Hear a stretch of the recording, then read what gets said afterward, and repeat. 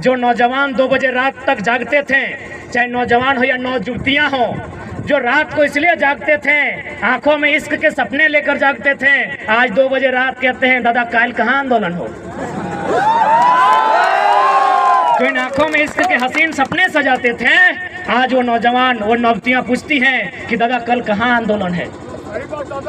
यानी समय की मार ने आज एक युवा जो अपने सुनहरे भविष्य के इरादे लेकर आज हजारीबाग पढ़ने आया है, वो एक सपना लेकर गांव वापस जाता, आज वह क्रांतिकारी, आज वो इनकलाबी हो चुका है, तो कहीं ना कहीं इसका दोषी ये गवर्नमेंट है।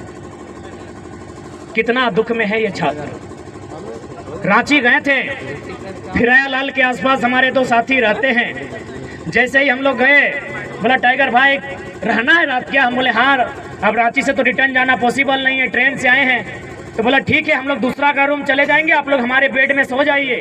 हम लोग 1 बजे रात को जब उठकर देखे, ये कोई हम डायलॉग नहीं कह रहे हैं, जो भी बात हम कहते हैं अपने जीवन में घटी घटनाओं को कहते हैं। जब रात 1 बजे उठकर देखे कि वो दोनों साथी कहाँ गए हैं, यकीन मानिए उस पलंग के नीचे सो रहे थे।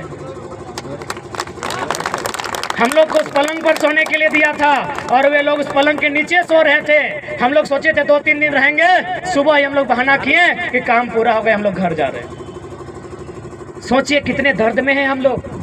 हमने किसी का क्या बिगाड़ा है? हमने क्या गुनाह किया है? अरे आपके बच्चे तो मुंह में चांदी का चम्मच लेकर पैदा होते हैं, कम से कम हमारे लिए जो हमारे बच्चे हैं उन्हें चपरासी बनने लायक ही छोड़ दीजिए।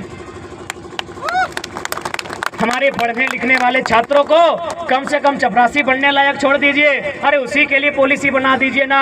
हमने कब तेलंगाना के तर्ज पर समस्त नौकरियों पर दावा किया है? अरे 3rd और 4th ग्रेड पर तो 100% कर दीजिए जो यहाँ के मूलवासी हैं। 3rd और 4th पर कीजिए ना। क्या कहाँ जाएंगे ये लोग? आज कहीं भी हजारीबाग की सबसे ऊंची चोटी पर चढ़ के देखिए, जितनी भी जमीनें थी जिन पर हमारे पूर्वज कभी खेती करते थे, आज कंपनियों को जा रही है। गोंदलपुरा सामने है, NTPC सामने है, बड़का गांव सामने है, पिपरवार सामने है। हमारी जमीनें जहां हम खेती करते थे वो कंपनियों को जा रहा है और हमारी नौकरियां वो बाहरियों को जा रहा है। हम कहाँ रहेंगे? हम कहाँ रहेंगे? इसलिए आज सभी नौजवानों से हाथ जोड़कर यही प्रार्थना है, हाथ जोड़कर यही विनती है कि आज इस आंदोलन को आपको बृहद करना होगा। ये आंदोलन जो कोयलांचल में पहले कोयला में आग लगता था, इस बार आंदोलन के रूप में आग लगा है। इस आंदोलन से पूरा झारखंड जलना चाहिए। जलना चाहिए माने आग से नहीं, आंदोलन से जलना चाहिए। और साथ ही हम चाहेंगे मीडिया के लिए बंधुओं से आग्रह करेंगे, क्योंकि कहीं ना कहीं झारखंड के आवाज को नेशनल मीडिया दबा देती है।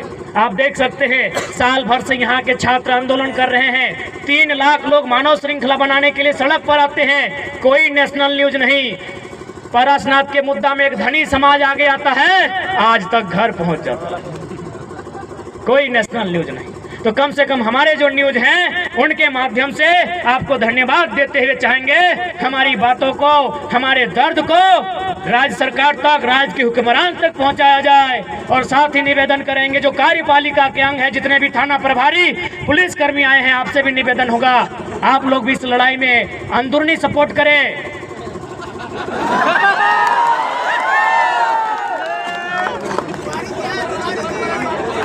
रात भर परेशान किए, क्या मिलेगा परेशान करके? हम लोग तो ऑलरेडी परेशान हैं।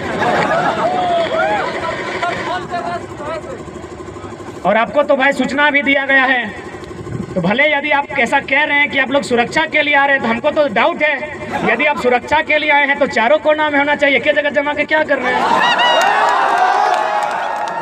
यदि आप सुरक्षा के लिए आए हैं तो एगो यहाँ होना चाहिए था, एगो यहाँ होना चाहिए था, एगो पीछे भी होना चाहिए था। एक ही जगह जमा है, यानी लाठीचार्ज के इरादे से आए हैं।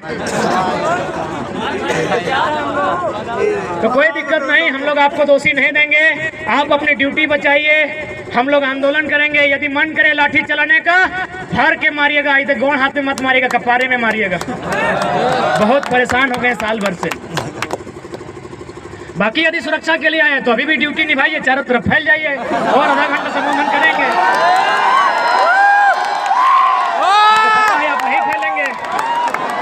आपको पता है आप इधर उधर नहीं फैलेंगे, क्योंकि आप सुरक्षा के दृष्टि से नहीं, आपको लाठी के चार्ज के, क्योंकि आप तो सरकार के लोग हैं। चला है, फॉर्म भरे, भाषा का बैरियर नहीं, डोमिसाइल का बैरियर नहीं, कोई पॉलिसी नहीं, सब नौकरी ले लेता है। क्या इसी दिन के लिए राज्य बना है? क्या इसी दिन के लिए हमने रक्त बहाया है? क्या इसी दिन के लिए हमने आंदोलन किया है? आखिर हमने झारखंड राज्य क्यों बनाया? क्या जरूरत था हमें इस राज्य को अलग करने की? क्या आवश्यकता थी इस राज्य के गठन की? क्या आवश्यकता थी इस राज्य को बनाने की? एक ही आवश्यकता थी कि दबे कुचले लोग, जिन्हें अधिकार नहीं मिल रहा है, जो किरण से, विकास की किरण से कोसों दूर हैं, उन युवाओं को आगे आने का अवसर मिलेगा। आगे आने का अवसर मिलेगा मतलब क्या? रोड में आगे आने का, बाइक लेके आगे आने का, बस की सीट में आगे बैठने का नहीं। उसे अवसर मिलेगा आगे वीडियो बनने का, उसे अवसर मिलेगा टीचर आगे बनने का, उसे अवसर मिलेगा दरोगा आगे बनने का।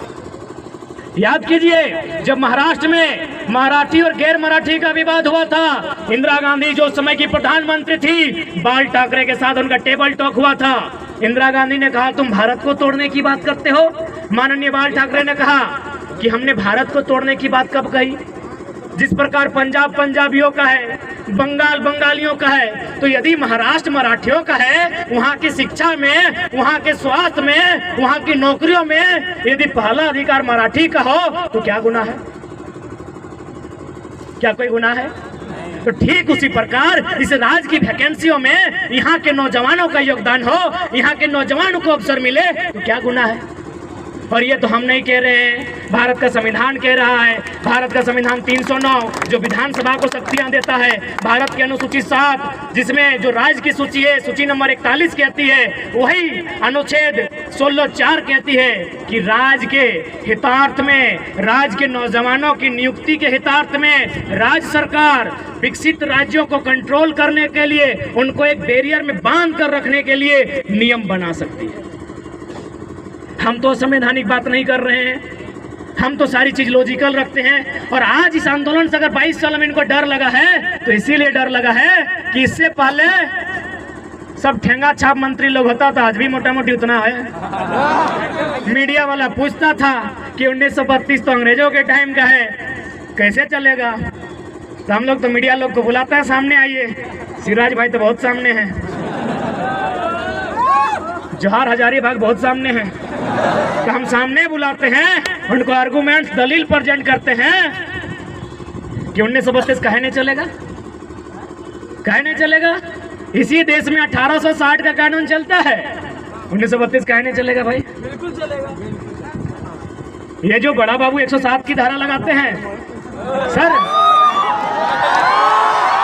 107 की धारा मारपीट के लिए, 307 कपार फाड़ने के लिए, 302 टपका देने के लिए, ये कब के कानून है? 1860 के कानून है। तो यदि इसी देश में 1860 के कानून चल सकते हैं तो 1932 कहे नहीं चलेगा भाई?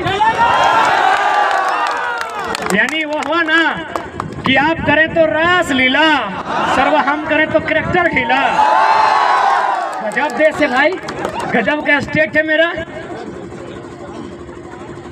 यदि आपको अंग्रेजों के कानून से इतना ही दिक्कत है तो चलिए अंग्रेजों को इस देश से बाहर करते हैं। सबसे पहले रेल की पटरी को उखाड़ फेंकते हैं। किसका है रेल की पटरी? अंग्रेजों की। एरोप्लेन किसका है? अंग्रेजों का। तो बोलिए इंडियन को कि कुछ नया अपना काम करें। अंग्रेजों का रेल चलेगा, ए मनोज दा, अंग्रेजों का रेल चलेगा, अंग्रेजों का एरोप्लेन चलेगा, अंग्रेजों का हथियार नहीं चलेगा।